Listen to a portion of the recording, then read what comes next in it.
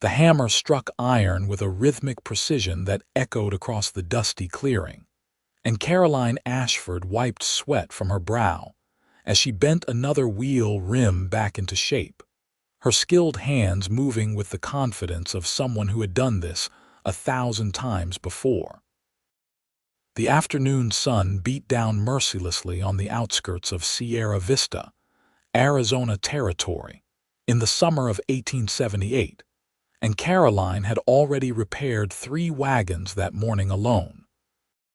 Families heading west through this stretch of desert often found their wheels cracked or axles broken on the unforgiving terrain, and her small operation had become a godsend for travelers who would otherwise be stranded miles from the nearest town.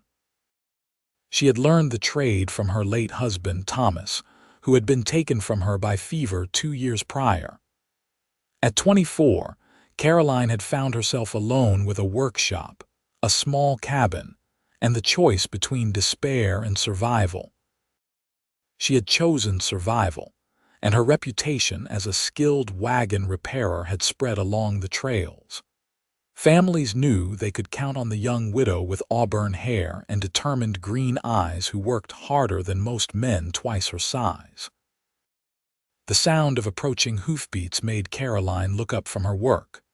A lone rider was coming up the trail, leading a horse that pulled a wagon behind it.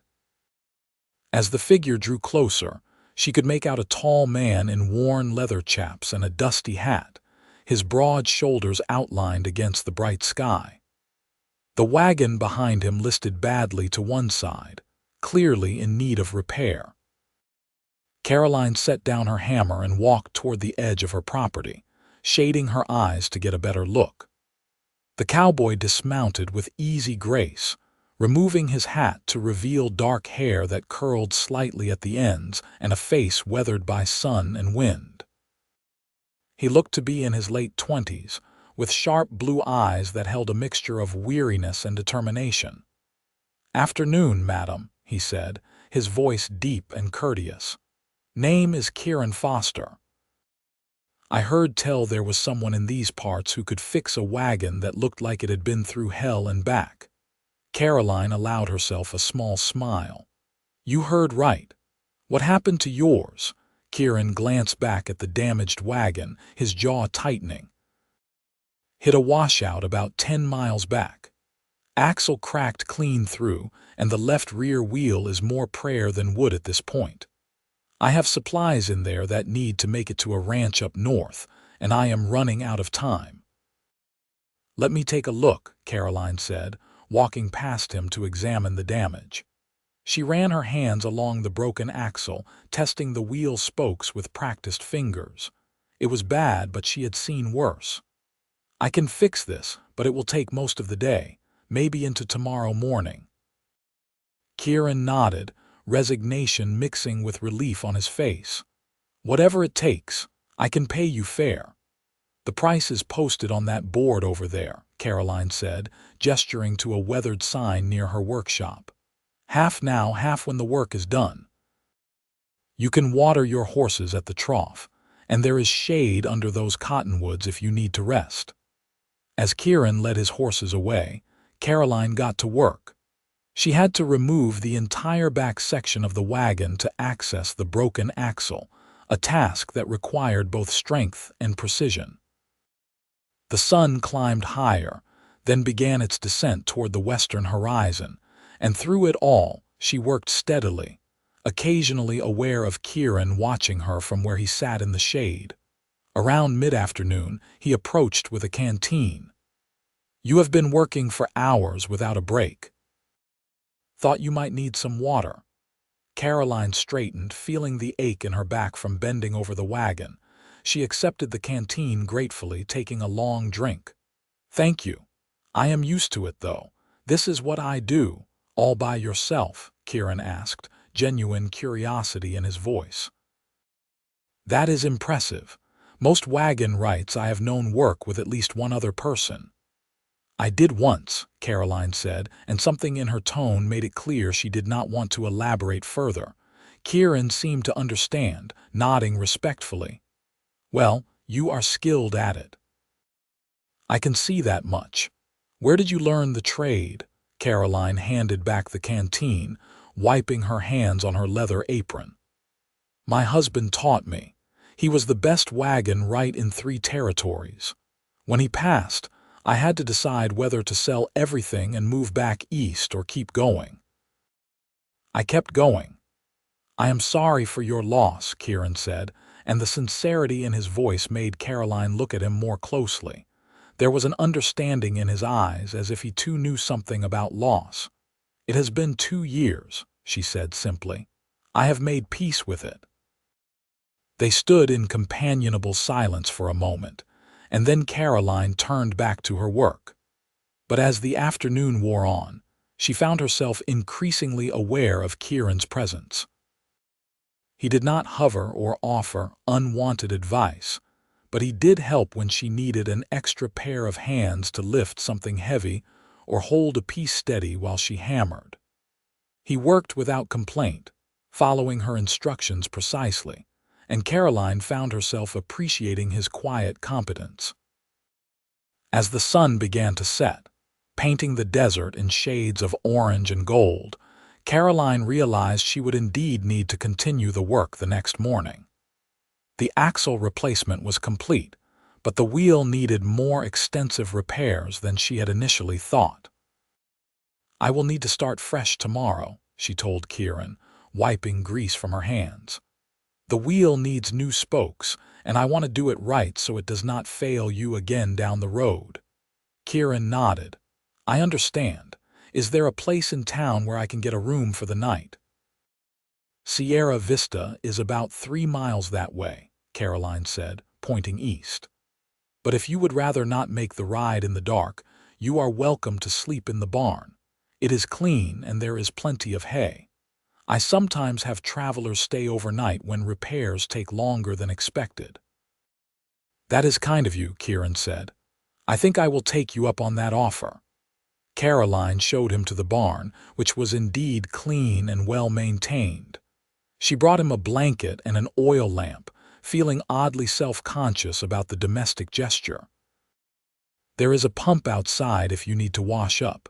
I usually have supper around sunset, and I made enough stew for 2 if you are hungry. Kieran's face brightened. I would be grateful for a hot meal, madam. Trail rations get old after a while. They ate together on Caroline's small porch as the stars began to appear overhead. The stew was simple but hearty, made with vegetables from her garden and salt pork from her stores. Kieran ate with obvious appreciation, and Caroline found herself enjoying the company more than she had expected. It had been a long time since she had shared a meal with someone. You said you are hauling supplies north, Caroline said, breaking the comfortable silence. What kind of ranch are you working for? Cattle ranch about 50 miles from here, Kieran explained. I have been working there for the past year, saving up money. The owner trusts me to handle supply runs and sometimes to help with negotiations when we sell stock. It is good work, honest work. You sound like you are planning something, Caroline observed, catching the hint of ambition in his voice. Kieran smiled, a genuine expression that transformed his face. You are perceptive. I have been saving to buy my own land someday. Nothing big. Just enough to run a small herd and maybe grow some crops, build a life that is mine. That is a good dream, Caroline said softly. Thomas and I had dreams like that once. We were going to expand the business, maybe open a proper smithy in town. But life has a way of changing your plans. It does, Kieran agreed. But sometimes new plans can be just as good. Look at what you have built here. You are running a successful business on your own terms. That takes courage. Caroline felt an unexpected warmth at his words. Most people either pitied her for her widowhood or treated her with suspicious curiosity, as if a woman working alone was somehow improper. But Kieran spoke to her as an equal, with respect and admiration that felt genuine. They talked until the stars were fully visible. sharing stories about their lives. Kieran told her about growing up in Texas, learning to ride and rope before he could properly raid. He spoke of following cattle drives north, working on various ranches, always moving, always searching for something he could not quite name. Caroline found herself telling him about her childhood in Missouri, about meeting Thomas when she was 18, and following him west with stars in her eyes and hope in her heart. "I thought I knew what heartbreak was when my parents died," Caroline admitted, surprised at her own openness. "But losing Thomas was different. It was like losing my future along with my past." "But you built a new future," Kieran said gently. "That takes strength most people do not have." When they finally said goodnight, Caroline lay in her bed listening to the familiar sounds of the desert night, but her thoughts were occupied by the blue-eyed cowboy in her barn. She told herself it was only natural to enjoy conversation with someone passing through, that it meant nothing more than pleasant company. But as she drifted off to sleep, she found herself hoping the wagon repairs would take a little longer than expected. The next morning dawned clear and bright, and Caroline was already at work when Kieran emerged from the barn. He had washed at the pump, his hair damp and curling at his collar, and he greeted her with an easy smile that made her heart do an unexpected flutter. "Morning.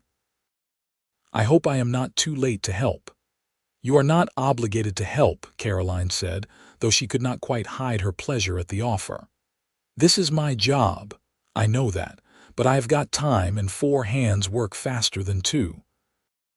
They fell into an easy rhythm, working side by side as the morning progressed. Kieran proved to be a quick learner, anticipating what Caroline needed before she asked. They spoke little while working, but the silence was comfortable, punctuated by the sounds of tools and the occasional question or instruction. By midday, Caroline had finished replacing the damaged wheel spokes and was reinforcing the rim. As she worked, she became aware of Kieran watching her with open admiration. "What?" she asked, feeling self-conscious. "I am just thinking that you are remarkable," he said simply. "The skill and precision in what you do, it is art as much as craft." Caroline felt heat rise to her cheeks that had nothing to do with the sun. "It is just wagon repair. It is more than that. You are giving people the ability to continue their journeys to reach their dreams. That matters." Before Caroline could respond, the sound of multiple wagons approaching drew their attention. A group of 3 families was coming up the trail, their wagons clearly showing signs of hard travel. Caroline recognized this type of group immediately. Settlers heading west with everything they owned packed into those wooden boxes. The lead wagon pulled to a stop, and a weathered man with kind eyes climbed down. "Beg your pardon, madam. We heard you might be able to help us. Our wagons are in rough shape, and we have still got a long way to go."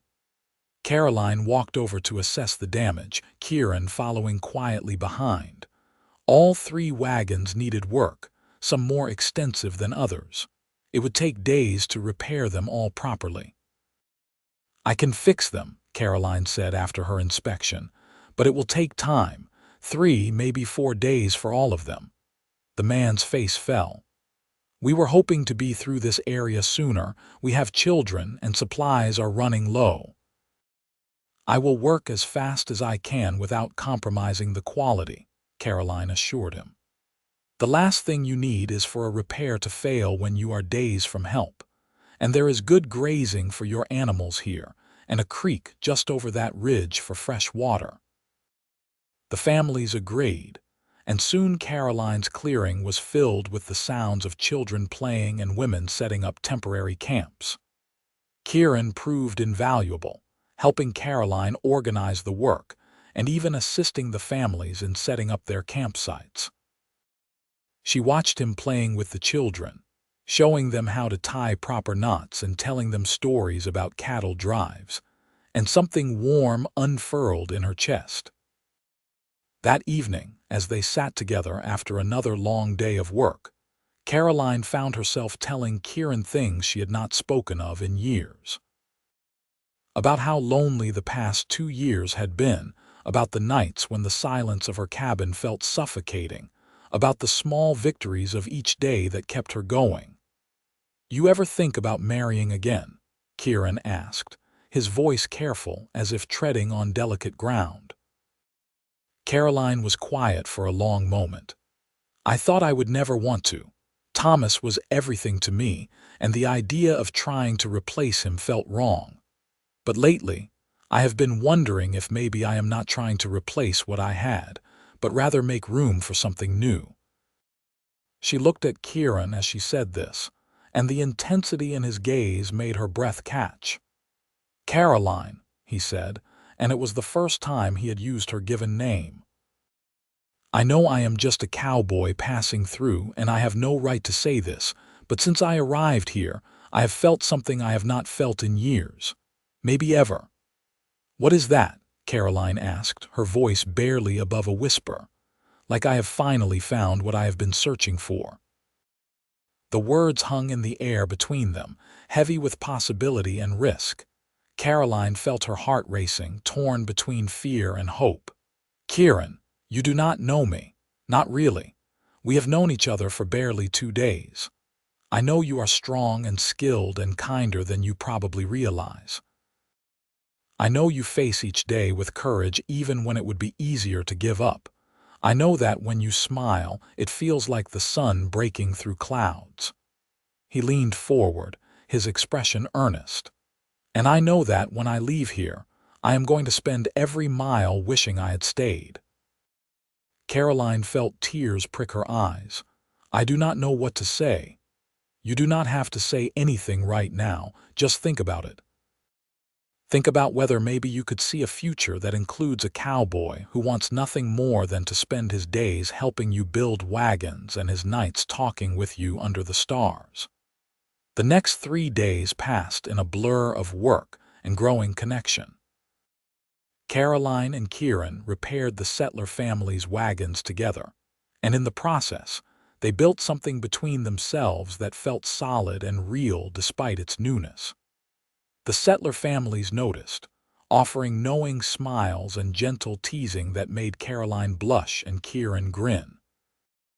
On the evening of the 3rd day, after the settler families had departed with their repaired wagons and grateful farewells, Caroline and Kieran stood together watching the sunset.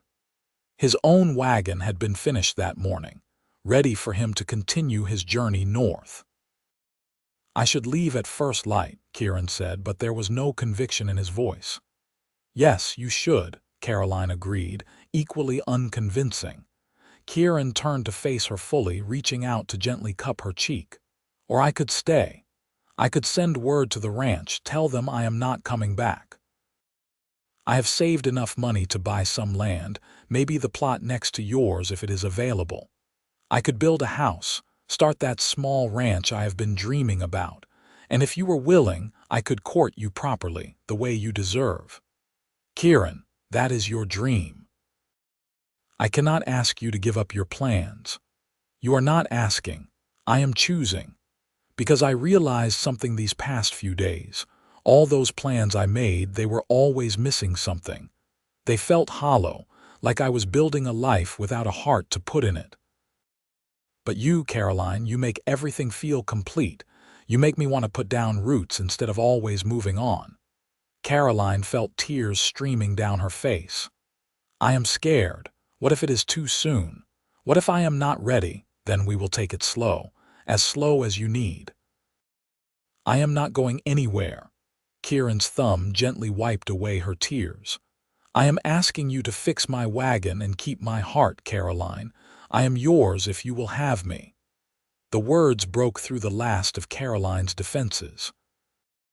She had been so afraid of betraying Thomas's memory, of opening herself to loss again. But standing there with Kieran, she realized that Thomas would have wanted her to live, to love, to be happy. And this man, This kind, patient, remarkable man was offering her a future she had thought was forever closed to her. "Yes," she whispered. "Yes, I will have you. I will have your heart, and God help me, I will give you mine in return." Kieran pulled her close, holding her as if she were precious and fragile.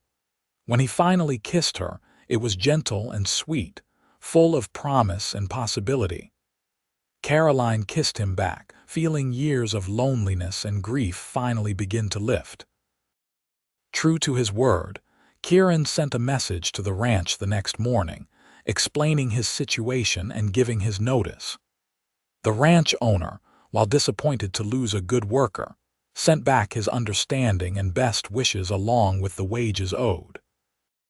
Kieran used some of his savings to purchase the land adjacent to Caroline's property, and he began building a house with his own hands. Caroline helped him whenever she could spare time from her wagon repair business, and the townsfolk of Sierra Vista watched with approval as the young widow and the cowboy built a life together. Kieran proved to be as skilled with construction as he was with horses, and his house took shape quickly. A sturdy structure of timber and stone that would withstand the harsh Arizona weather. During this time, they courted in the traditional manner. Kieran would call on Caroline in the evenings, and they would sit on her porch talking for hours. On Sundays, they attended services together in town, and slowly Caroline reintroduced herself to the social life she had withdrawn from after Thomas's death. With Kieran by her side, it felt possible again. 3 months after Kieran had first arrived with his broken wagon, he asked Caroline to marry him properly. He did it at sunset, in the clearing where they had first met, getting down on one knee with a simple gold band he had commissioned from the town jeweler. "Caroline Ashford, you have brought light back into my life in ways I cannot fully express. You have shown me what it means to have a home, not just a place to sleep, but a person to come back to every day. Would you do me the honor of becoming my wife?" Caroline pulled him to his feet, laughing and crying at the same time. "Yes, Kieran Foster. 1,000 times yes." They were married in the small church in Sierra Vista on a crisp October morning in 1878. The entire town turned out for the celebration, along with several of the families Caroline had helped over the years who had heard about the wedding and traveled back to attend. It was a joyous occasion, full of music and laughter and hope. Their wedding night was spent in Kieran's newly completed house, which would now be their home together. Kieran carried Caroline over the threshold, and they stood together in the main room, taking in what they had built. "It is not fancy," Kieran said, suddenly uncertain. "It is perfect," Caroline assured him. "It is ours." They made love that night with tenderness and passion, learning each other in the way of newlyweds, building intimacy one touch at a time. Caroline had worried that being with someone other than Thomas would feel like a betrayal, but instead it felt like a new beginning, like opening a door that had been closed for too long. In the months that followed, they fell into a comfortable partnership. Caroline continued her wagon repair business, which grew steadily as word spread about her skill and fair prices. Kieran started his small ranch, beginning with a handful of cattle and slowly building his herd. He also helped Caroline with larger repairs, and together they were able to take on projects that would have been too big for one person alone. By spring of 1879, Caroline discovered she was pregnant. The news filled them both with joy and a touch of fear. Caroline had always wanted children, but she and Thomas had never been blessed in that way. Now, at 25, she was going to become a mother. Kieran was overjoyed but also concerned. "Are you sure you should still be working so hard? Maybe you should rest more." Caroline laughed at his anxious expression. "Women have been having babies while working since the beginning of time. I will be fine, though I might need you to handle the heavier repairs as I get further along." Whatever you need, always. Their son was born in January of 1880 during a rare Arizona snowstorm. The labor was long and difficult, but when Caroline finally held the tiny, squalling infant in her arms, every moment of pain was forgotten. They named him James, after Kieran's father, and from the moment he entered the world, he had his father's blue eyes and his mother's determination. Kieran proved to be a devoted father, often wearing James in a sling while he worked so Caroline could focus on her repairs.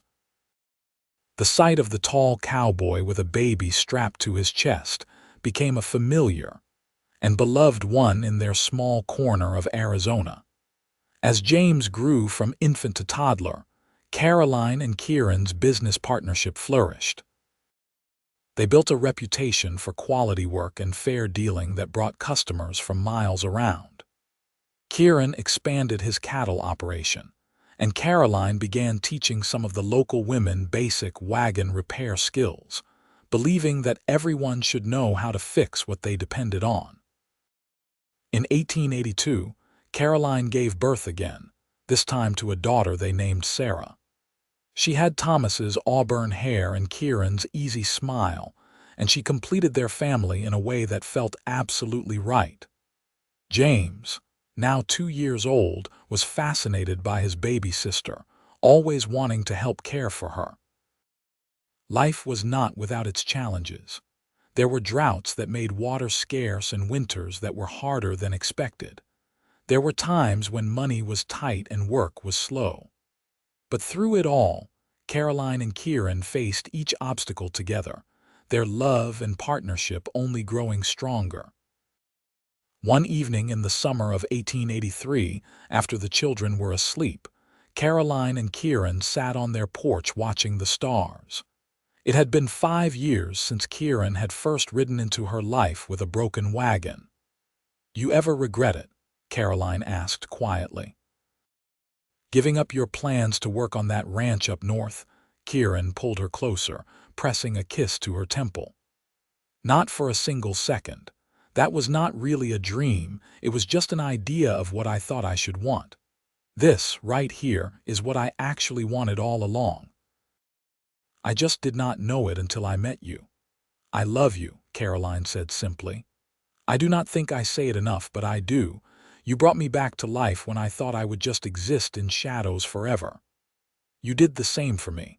I was just wandering, never settling because nothing felt like home. You are my home, Caroline. You and James and Sarah. This life we have built together." In the years that followed, their family continued to thrive. James grew into a serious, thoughtful boy who loved helping his father with the cattle, and showed an early aptitude for working with his hands like his mother. Sarah was more outgoing, charming everyone she met and displaying a fierce independence that both delighted and occasionally exasperated her parents.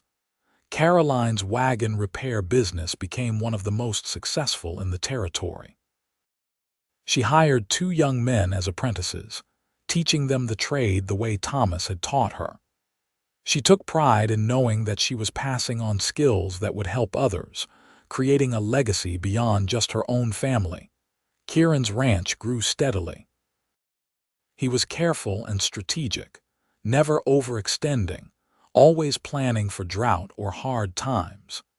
His reputation for quality cattle and honest dealing made him a respected figure in the regional ranching community. He often credited Caroline with his success, saying that her patience and wisdom had taught him how to build something lasting. In 1887, when James was 7 and Sarah was 5, Caroline discovered she was pregnant again. This pregnancy was unexpected but welcomed, and in early 1888 they welcomed twin boys whom they named Daniel and Matthew. The twins were identical, with dark hair like their father and mischievous spirits that kept the entire household on their toes. With 4 children and 2 thriving businesses, life was busy and full. Their house had been expanded twice to accommodate the growing family, and what had started as Kieran's bachelor cabin was now a sprawling, comfortable home filled with laughter and love. Caroline sometimes thought about Thomas, especially on quiet evenings when the children were asleep. She hoped he would be proud of the life she had built, of the way she had honored his memory by continuing the trade he had taught her while also opening her heart to new love. She believed he would have liked Kieran, would have approved of the steady, devoted man who had become her husband and the father of her children. In 1890, the Arizona Territory was growing and changing rapidly. Sierra Vista had expanded from a small frontier town to a proper community with schools and shops, and even a small library. Caroline and Kieran's property, once isolated, was now part of a thriving area where neighbors supported each other and community bonds were strong. They hosted a large gathering that summer to celebrate 12 years of marriage. Friends and family came from across the territory, including several of the families Caroline had helped in those early days, people who credited her with making their westward journeys possible. The celebration lasted 3 days, filled with food and music and stories told around campfires. On the last night of the gathering, after the guests had departed and the children were finally asleep, Caroline and Kieran walked together to the spot where they had first met. The clearing looked different now, more established, with the wear of hundreds of wagon repairs evident in the packed earth. But it still held the magic of that first meeting. "You remember what you said to me that first evening?" Caroline asked, leaning against Kieran's solid warmth. "I said a lot of things that first evening. You will have to be more specific." Caroline smiled. "You said you felt like you had finally found what you had been searching for. Did you really know then, or were you just being romantic?" Kieran was quiet for a moment, considering. "I think part of me knew. Not consciously, maybe, but something in me recognized that I was exactly where I was supposed to be, and every day since then has just confirmed it." "I was so scared," Caroline admitted. "Scared of betraying Thomas's memory, scared of losing someone again, scared of so many things. But you were patient with me. You let me find my way to you in my own time. You are worth waiting for. You are worth everything." They stood there for a long time, holding each other under the stars, grateful for the broken wagon and the chance meeting that had changed both their lives forever. The years continued to pass, each one bringing new joys and challenges. James grew into a young man who combined his mother's skill with tools and his father's way with animals. At 18, he announced his intention to start his own wagon building business, not just repairs but actual construction. Caroline and Kieran supported his dream, helping him establish his workshop and celebrating when his first custom-built wagon rolled out to a delighted customer. Sarah, at 16, shocked everyone by declaring her intention to become a teacher. It was still unusual for young women to pursue such careers, but Caroline and Kieran had raised their daughter to believe she could do anything she set her mind to. They sent her to the Territorial Teachers College, proud beyond measure when she graduated top of her class. The twins, Daniel and Matthew, were inseparable and followed in their father's footsteps into ranching. They had a natural talent for the work and innovative ideas about cattle breeding and land management.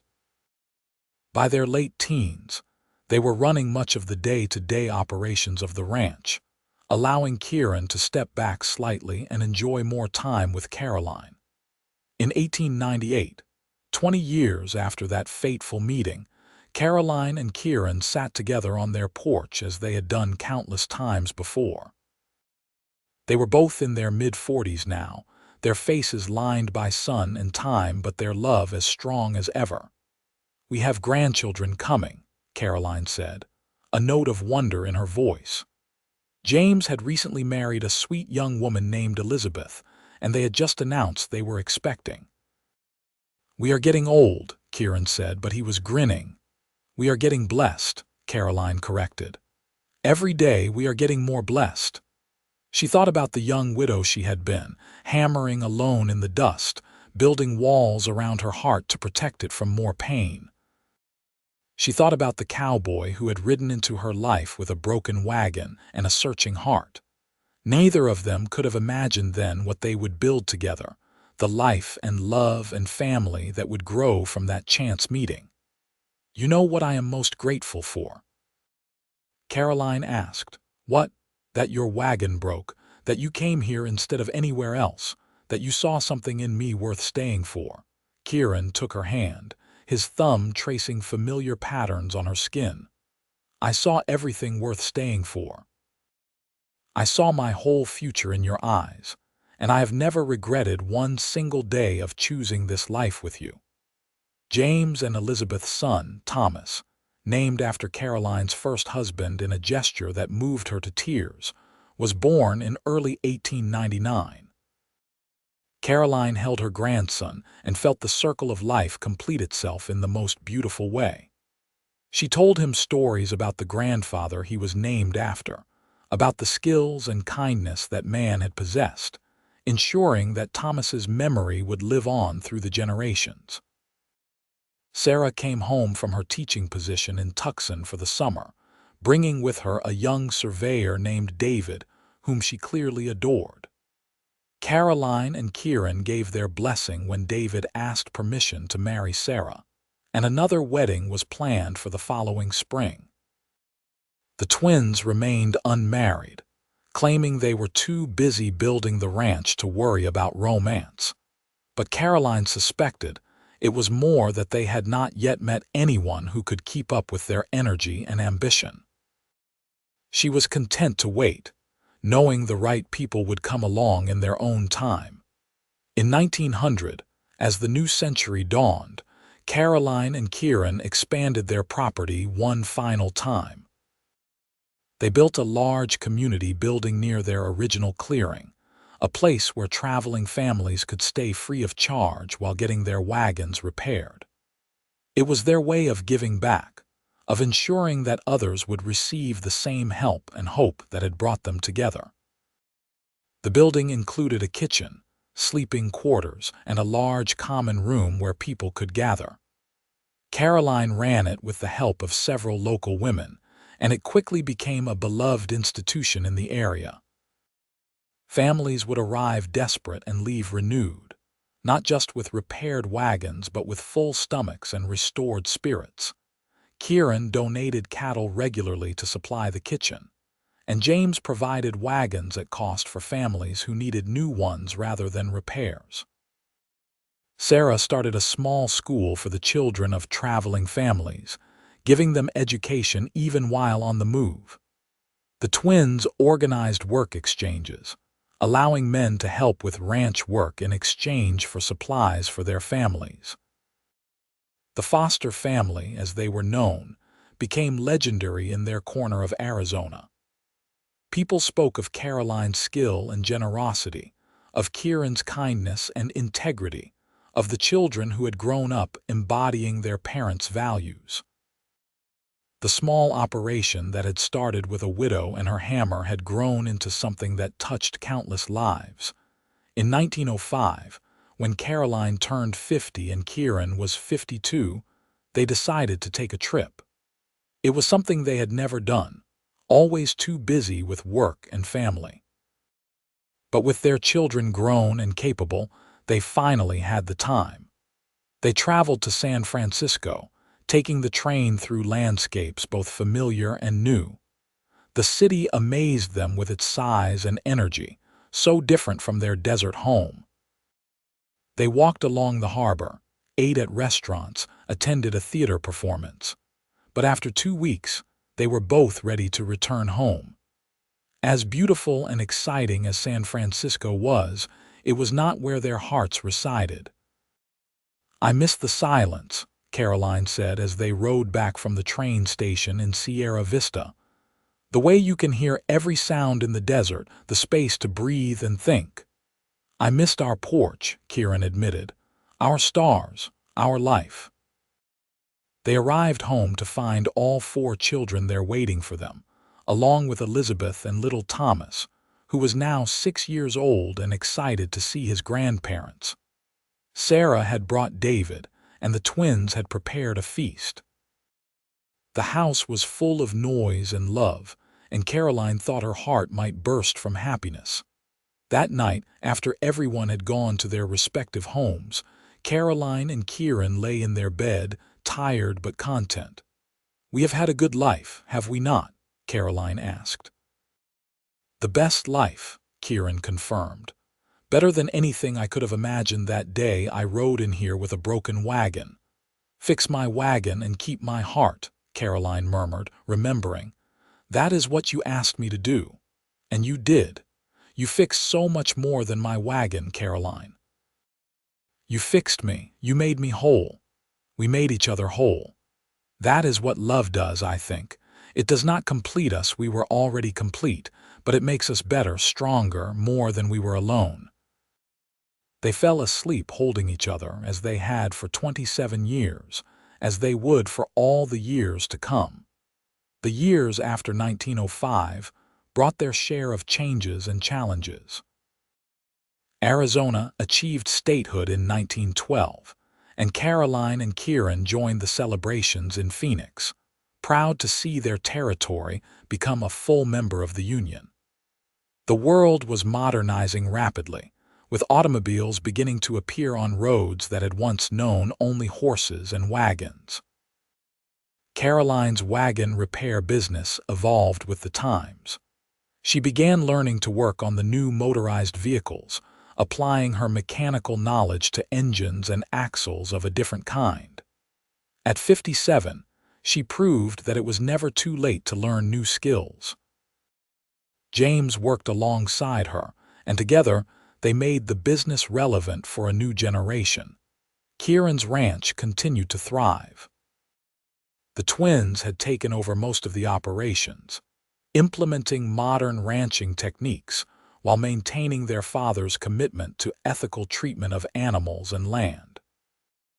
The Foster Ranch became a model for the region, and Daniel and Matthew were often invited to speak at agricultural conferences. Sarah and David had 3 children of their own, 2 girls and a boy, and Sarah balanced teaching with motherhood in a way that inspired the young women of the community. She proved that women could have both careers and families, breaking down barriers with grace and determination. In 1915, Caroline and Kieran celebrated their 37th wedding anniversary. Their hair was gray now, their movements slower, but their love had only deepened with time. They sat on their porch that evening, watching the sunset as they had done thousands of times before. "You remember," Kieran said, "when I told you I wanted to build a life that was mine. A small ranch, a house, simple dreams. I remember. Have you achieved them?" Kieran gestured at the land around them, at the thriving ranch and businesses, at the community building that was currently housing 3 families, at the grandchildren playing in the yard. "I achieved so much more than them. I built a legacy, Caroline. We built it together. We did we not?" Caroline said with wonder, "That scared widow and the wandering cowboy, look what we made." In 1918, the world was gripped by war and disease. The Great War raged in Europe, and the Spanish flu swept across the globe. The Foster family, like everyone else, lived through anxious times.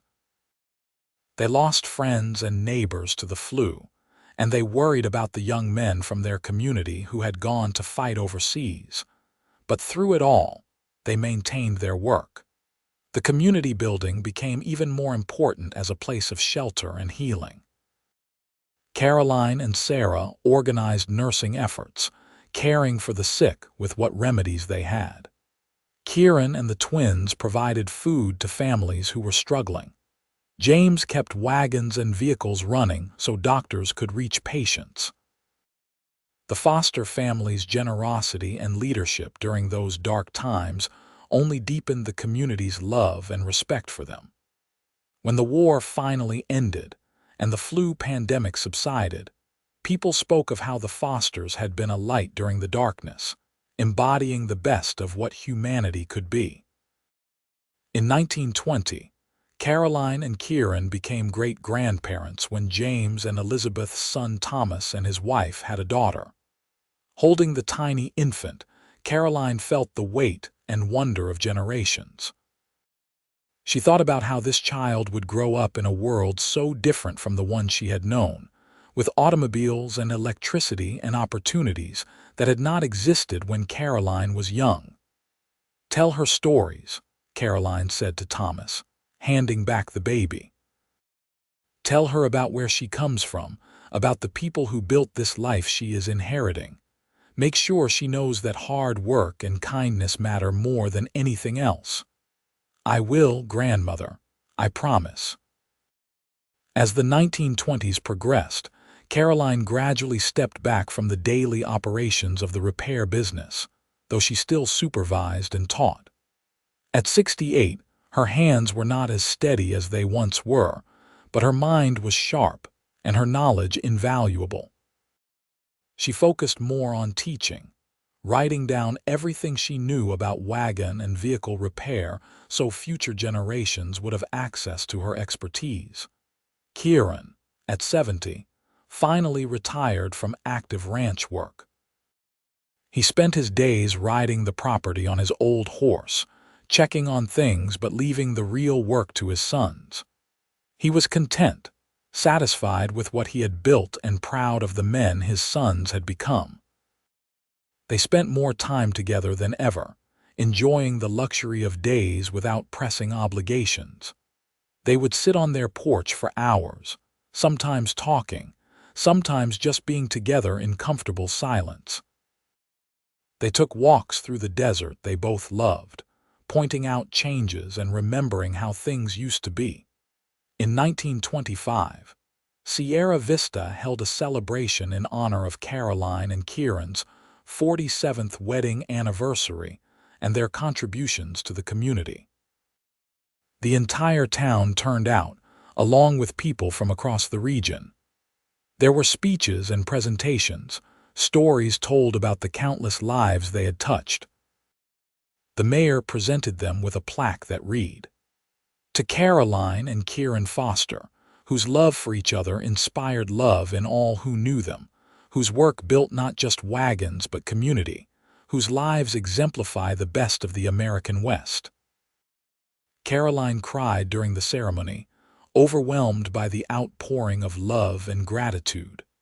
Kieran held her hand through it all, his own eyes suspiciously bright. When it was their turn to speak, they stood together before the crowd. "We did not set out to do anything remarkable," Caroline said, her voice still strong despite her years. "We just tried to live with integrity and treat people with kindness. If our lives have mattered, it is because we chose to care about others as much as ourselves. And because we were lucky enough to find each other," Kieran added. "Everything good in my life traces back to the day my wagon broke and I met this remarkable woman. I came here asking her to fix my wagon and keep my heart. She did both, and so much more. She gave me a reason to stay, a family to love, a life worth living." The crowd erupted in applause, and Caroline and Kieran stood together, hand in hand as they had for nearly 50 years, two people who had found in each other everything they needed. In 1928, as Caroline approached her 75th birthday, her health began to decline.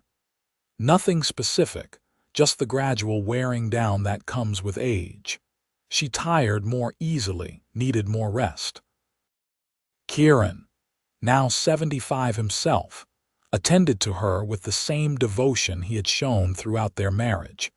Their children and grandchildren visited regularly, filling the house with life and noise. Little Thomas, no longer little at 29, brought his own children to meet their great-great-grandmother. Sarah read to Caroline from the books they both loved. James brought her updates about the business, asking her advice on difficult repairs. The twins sat with her, telling stories about the ranch and making her laugh with their antics. Kieran rarely left her side. He would sit beside her bed, holding her hand, talking about their life together. "Remember that first sunset we watched together," he would say. "Remember James's first steps. Remember the day the twins were born and how terrified I was." "I remember everything," Caroline would assure him. "Every moment with you has been precious." On a clear October morning in 1928, 50 years after they had first met, Caroline woke to find Kieran already sitting beside her bed. The early sunlight was streaming through the window, painting everything gold. "Good morning, my love," she said softly. "Good morning. How are you feeling?" "Peaceful, content, grateful." She paused, gathering her strength. "Kieran, I need you to promise me something, anything. Do not mourn too long. You have been the best husband, the best partner, the best friend anyone could ask for, but when I am gone, I want you to keep living. Keep sitting on that porch, keep riding through the desert, keep being part of this family we built. Promise me." Kieran's eyes filled with tears. "Caroline, do not talk like this. You still have time, maybe, but promise me anyway." "I promise. But only if you promise me something too." "What?" "Promise me you know how much you meant to me, how you transformed my entire existence, how loving you was the greatest privilege of my life." "I promise. I know." She squeezed his hand with what strength she had. "We did well, did we not? That broken wagon brought us both exactly what we needed." "It brought me everything I needed. You were everything." Caroline lived for 3 more weeks after that conversation. She spent them surrounded by family, saying her goodbyes, making sure everyone knew they were loved. She told her children she was proud of them, told her grandchildren to be bold and kind, told her great-grandchildren that the future was theirs to shape. On the morning she died, Kieran was holding her hand as he had held it for 50 years. Her last words were, "I will love you beyond forever." And then she was gone, slipping away as peacefully as falling asleep. The funeral was attended by hundreds of people from across Arizona. People whose wagons Caroline had repaired, families who had stayed in their community building, ranchers who had learned from Kieran's example, women who had been inspired by Caroline's independence and skill. The service celebrated a life well lived, a woman who had turned grief into purpose and had built something lasting and beautiful. Kieran was devastated but dignified throughout it all, supported by his children and the community that loved him. He kept his promise to Caroline, continuing to live actively rather than withdrawing into grief. He sat on their porch every evening, sometimes feeling her presence so strongly it was as if she sat beside him. He told stories about her to anyone who would listen, keeping her memory alive and vibrant. He made sure the businesses they had built together continued to operate according to their shared values. He spent time with his grandchildren and great-grandchildren, passing on the wisdom Caroline had shared with him. Kieran lived for 2 more years after Caroline's death. They were not easy years, as he missed her with an ache that never fully subsided. But they were good years in their way, full of family and purpose, and the satisfaction of knowing he had honored her memory well. On a warm afternoon in June of 1930, Kieran suffered a heart attack while riding his horse through the property he loved. He died quickly, which his children later agreed was how he would have wanted it. He was 77 years old, and he had lived every one of those years fully. They buried him next to Caroline in the small cemetery outside Sierra Vista. On their shared headstone, their children had engraved Caroline and Kieran Foster. She fixed Wagons and his heart. He gave her his heart and a reason to live again. Together they built a legacy of love. In the years after their deaths, the Foster name remained synonymous with integrity and community service in Arizona. James continued the repair business until his own retirement, eventually passing it to Thomas. Sarah's educational innovations influenced teaching practices throughout the Southwest. The twins built the ranch into one of the most successful in the state, always maintaining their father's ethical standards. The community building continued to operate for decades, helping countless families. Eventually, it was officially named the Caroline and Kieran Foster Welcome Center, ensuring that their names and their mission would continue long after they were gone. Their great-great-grandchildren would grow up hearing stories about the widow who had turned her grief into purpose, and the cowboy who had seen past his own plans to embrace the life that was waiting for him. They would learn that love can come when you least expect it, that second chances are real, and that two people who commit to each other and to their community can change the world in small but meaningful ways.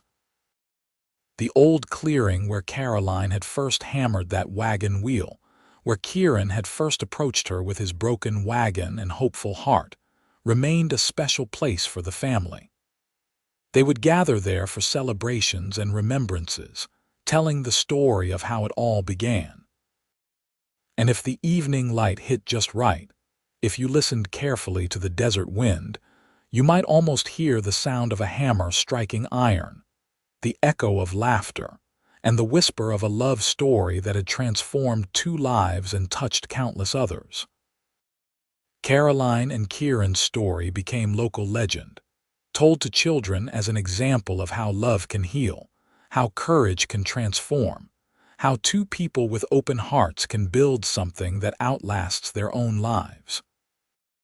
It was a story of the American West, of hard work and perseverance, but more than that, it was a story of hope, hope that broken things can be repaired, hope that love can be found even after loss, hope that a chance meeting can change the entire course of a life, hope that choosing to stay is sometimes braver than choosing to leave.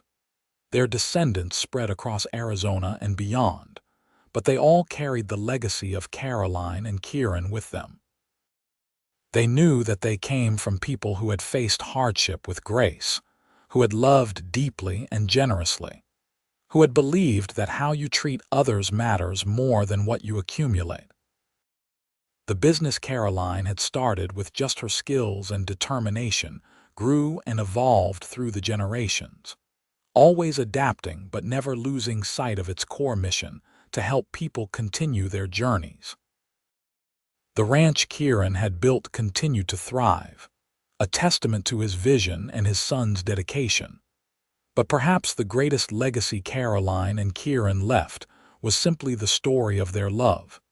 In a time and place that was often hard and unforgiving, they had created softness and belonging.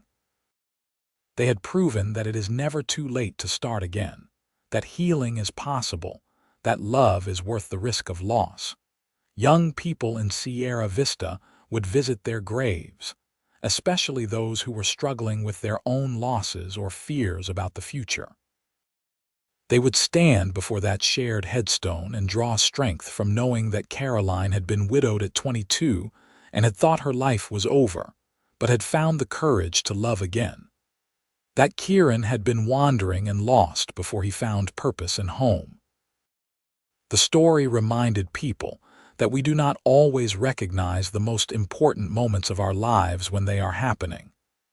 That a broken wagon, a chance meeting, a decision to stay instead of go, these small things can be the hinges on which entire futures turn. As the 20th century progressed, and the Wild West became history rather than present reality, as Sierra Vista grew from a small frontier town to a modern city, the story of Caroline and Kieran remained relevant. Because while the setting was specific to their time and place, the truths their story contained were universal. Love transforms. Courage matters. Community sustains us. Hard work builds legacies. Kindness multiplies. These were the lessons of Caroline and Kieran's life together, and they resonated across generations.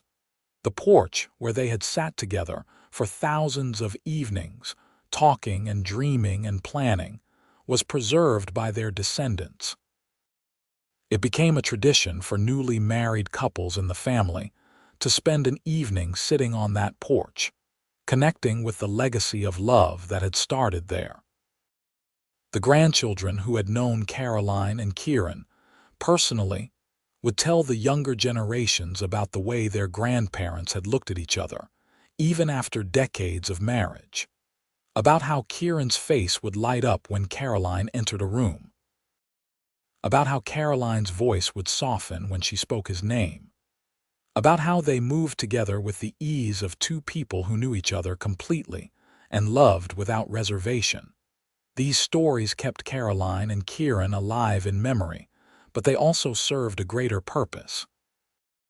They reminded each new generation that love like theirs was possible, that it was worth striving for, that it required work and commitment, but offered rewards beyond measure.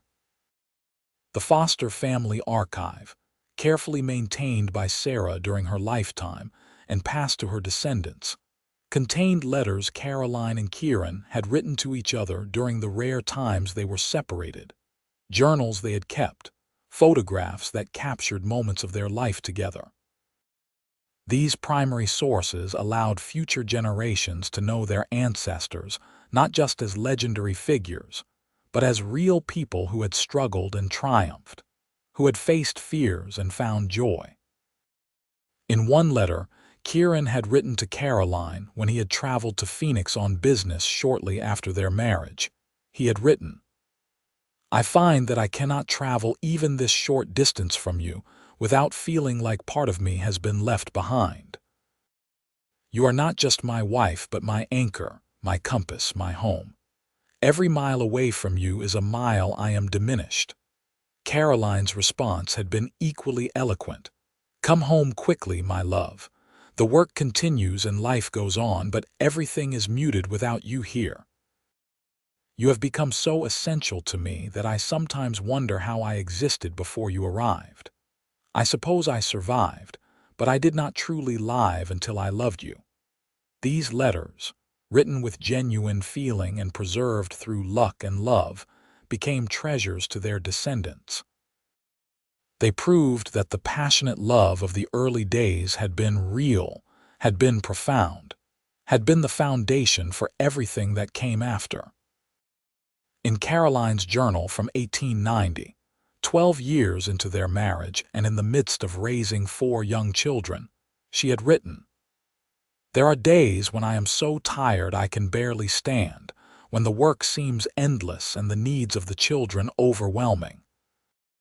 But then Kieran will catch my eye across the room, or brush his hand against mine as he passes, or simply say, 'I love you' in that way he has, and I am renewed." Love is not just the grand gestures, but these small daily reaffirmations that we chose correctly, that we belong together, that our life has meaning and purpose. Kieran's journals were less frequent, but equally revealing.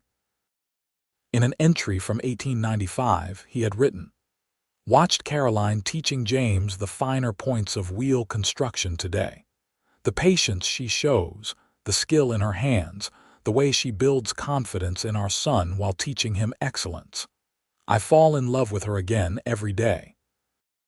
She is strength and gentleness, determination and compassion, everything I could never have imagined I needed but cannot now imagine living without." These glimpses into their private thoughts and feelings made Caroline and Kieran real to generations who had never met them. The story was not sanitized or simplified but presented in all its complexity. The love was real, but so were the challenges. The commitment was deep, but it had required work. The legacy was beautiful, but it had been built one day at a time through countless small choices. The Foster family continued to grow and spread, but they maintained connections through reunions held every 5 years at the old homestead. Hundreds of descendants would gather, representing multiple generations, all tracing their lineage back to a widow and a cowboy who had met by chance in 1878. At these reunions, the story would be told again, with different family members adding details or favorite memories. The youngest children would hear it for the first time, their eyes wide with wonder. The teenagers would roll their eyes but secretly be moved. The adults would tear up, thinking of their own loves and choices. The elders would nod, remembering when they had heard the same story from those who had known Caroline and Kieran personally. The story always ended the same way, with the shared headstone and the legacy of love that had outlasted death itself. With the reminder that Caroline and Kieran's greatest achievement was not the businesses they built or the wealth they accumulated, but the love they nurtured and the family they created. They show us, one great-great-grandson said at a reunion in the 1970s, that love is not just a feeling but a choice you make every day. They chose each other every morning for 50 years. That is what we should aspire to. They show us, a great-great-granddaughter added at a reunion in the 1990s, that you can reinvent your life after tragedy, that second chances are real, that it is never too late to open your heart. They show us, another descendant offered at a reunion in the 2010s, that how you treat people matters more than what you achieve. Their kindness touched more lives than we can count. And so the story of Caroline and Kieran Foster, the widow and the cowboy, continued to inspire and instruct long after they had passed from life into memory, and from memory into legend. Their love story became part of the fabric of Sierra Vista, part of the history of Arizona, but more importantly, part of the living legacy of a family that carried their values forward into each new generation. The old workshop where Caroline had repaired countless wagons was eventually turned into a museum, preserving tools and equipment, and telling the story of a woman who had refused to be limited by grief or gender expectations. School groups would visit, learning about frontier life and women's contributions to Western development. The land Kieran had ranched was still in the family, still productive, still managed according to his principles of stewardship and ethical treatment of animals. The cattle that grazed there were descendants of the small herd he had started with, bred and improved over generations, but still carrying his genetic legacy. The house they had built together, expanded over the years but maintaining its original structure, remained the emotional center of the family. It was where major celebrations were held, where family decisions were made, where the presence of Caroline and Kieran could still be felt most strongly. And that porch, the porch where they had sat together through thousands of sunsets, where they had talked and dreamed and built their partnership, that porch remained. New boards had replaced old ones over the years.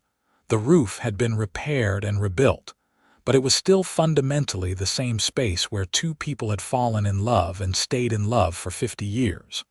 The story of Caroline and Kieran was, at its heart, a simple one. A man with a broken wagon met a woman who could fix it. He asked her to fix his wagon and keep his heart. She took both and gave him hers in return. Together they built a life of meaning and purpose, raised a family, served their community, and loved each other through all the seasons of life. It was a story of the American West, yes, with its specific setting and historical context. But it was also a universal story, one that transcended time and place. It was about finding love when you least expect it, about having the courage to try again after loss, about the power of commitment and the rewards of choosing partnership over solitude. It was about how sometimes the things that seem like setbacks, like that broken wagon, are actually the universe's way of putting you exactly where you need to be.